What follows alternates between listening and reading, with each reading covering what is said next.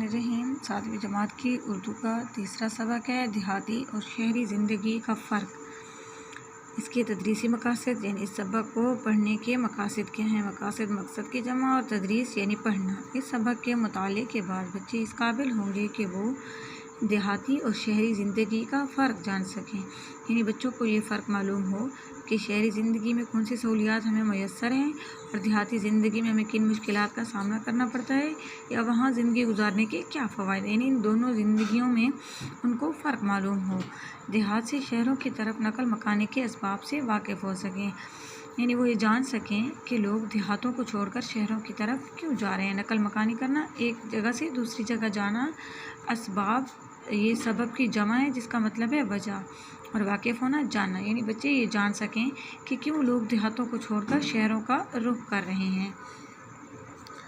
मकालमा लिखने की तरबियत हासिल कर सकें। मकालमा यानी दो या दो से ज़्यादा लोगों के माबैन होने वाली बातचीत को मकालमा कहते हैं।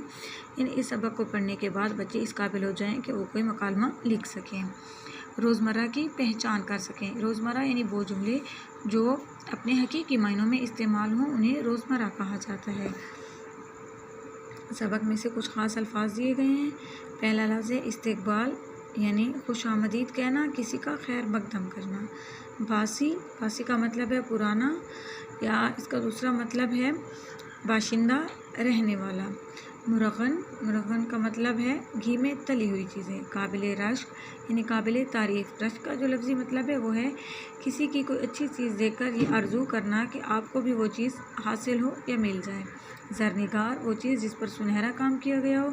सोने के नक्श, हम इसे मुराद लेंगे बहुत खूबसूरत। दम निकलना, सांस रुकना। तमद्दुन, मिलजुल कर रहने का तरीका। फ़िराक़े अंजुमन, फ़िराक़ कहते हैं जुदाई को और अंजुमन महफ़िल को कहते हैं, तो यहाँ फ़िराक़े अंजुमन का मतलब होगा महफ़िल से जुदाई। अब हम सबक की रीडिंग करेंगे। अहमद 7वीं जमात में पढ़ता है। वो अपने वालिदैन के साथ लाहौर में रहता है। उसकी ननियाल, ननियाल यानी माँ का खाना जिसमें नाना नानी मामू सब आ जाते हैं, उसकी ननियाल गांव में है। गर्मियों की तातीलात में, तातीलात यानी छुट्टियों में, गर्मियों की तातीलात में अहमद, उसका भाई बिलाल और नन्ही बहन आयशा, नन्ही यानी छोटी, छोटी बहन आयशा अपने वालिदैन के साथ गांव आए। वो गांव के करीबी कस्बे में बस से उतरे। कस्बा जो होता है वो आबादी के लिहाज से गांव से थोड़ा सा बड़ा होता है और शहरों की निस्बत छोटा होता है। अहमद के मामू जान ने उनका इस्तकबाल किया। अहमद के मामू जान ने उन्हें खुशामदीद कहा, उनका खैर मकदम किया। वो उन्हें तांगे पर बिठाकर गांव ले आए। तांगे पर यानी घोड़ा गाड़ी पर बिठाकर।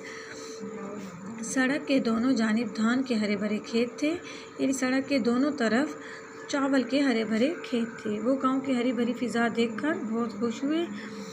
कुछ देर बाद तांगा गांव के हदूद में दाखिल हुआ। वो तांगे से उतरे तो पूरा मोहल्ला उनको गांव में खुशामदीद कहने के लिए मौजूद था। अहमद और बिलाल अपने मामूजाद भाई यानी मामू का बेटा, अहमद और बिलाल अपने मामूजाद भाई हसन के साथ खेतों की तरफ चले गए। धान की फसल को पानी देने के लिए ट्यूबवेल चल रहा था। वो ट्यूबवेल से निकलने वाले पानी में नहाए। अब वो ताज़ा दम हो चुके थे। ताज़ा दम यानी हशाश बशाश होना। इतने में मगरिब का वक्त हो गया। अजान की आवाज़ सुनकर उन्होंने मस्जिद का रुख किया। नमाज से फारिग होकर घर पहुँचे तो ममानी जान दस्तरखान पर खाना चुन रही थी। ममानी जान मामू की अहलिया दस्तरखान पर खाना चुन रही थी, यानी वो खाना लगा रही थी। थोड़ी देर में सब दस्तरखान पर बैठ गए। खाना खाने के दौरान में बातचीत भी होती रही। आइए हम भी उनकी गुफ्तगू सुनते हैं। अहमद अपनी ममानी जान से मुखातिब है। ममानी जान, अभी तो शाम हुई है और आपने रात का खाना भी लगा दिया। आप लोग रात का खाना इतनी जल्दी खा लेते हैं? ममानी जान, अहमद मियाँ, हम देहाती लोग हैं, हमारे यहाँ रात को जल्द सोने और सुबह सवेरे उठने का रिवाज है। रिवाज यानी दस्तूर है। शहरों में तो लोग रात गए तक जागते रहते हैं, इसलिए वो रात का खाना भी देर से खाते हैं। हसन, मैंने अपनी किताब में पढ़ा है रात को जल्द सोना और सुबह जल्द जागना सेहत के लिए मुफीद है। अब हसन जो है वो गुफ्तगू में शामिल हो रहा है।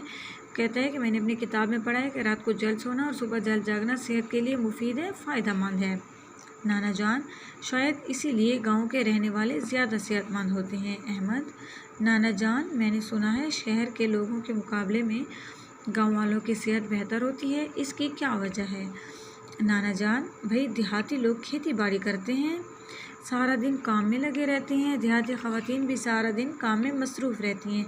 वो घर का सारा काम काज अपने हाथों से करती हैं। मुर्गियों, गाय, भैंस और दीगर पालतू जो घर में पाले जाएं, पालतू जानवरों की देखभाल करती हैं। फसलों की कटाई, बुआई और उन्हें समेटने में भी मर्दों का हाथ बटाती हैं, जबकि शहरों में रहने वालों को इस कदर मुशक्क़त का काम नहीं करना पड़ता। मुशक्क़त का काम, सख्त मेहनत का काम। यही वजह है कि देहात में रहने वालों की सेहत बेहतर होती है और वो अमूमन आम तौर पे दुबले पतले होते हैं, यानी कमज़ोर होते हैं।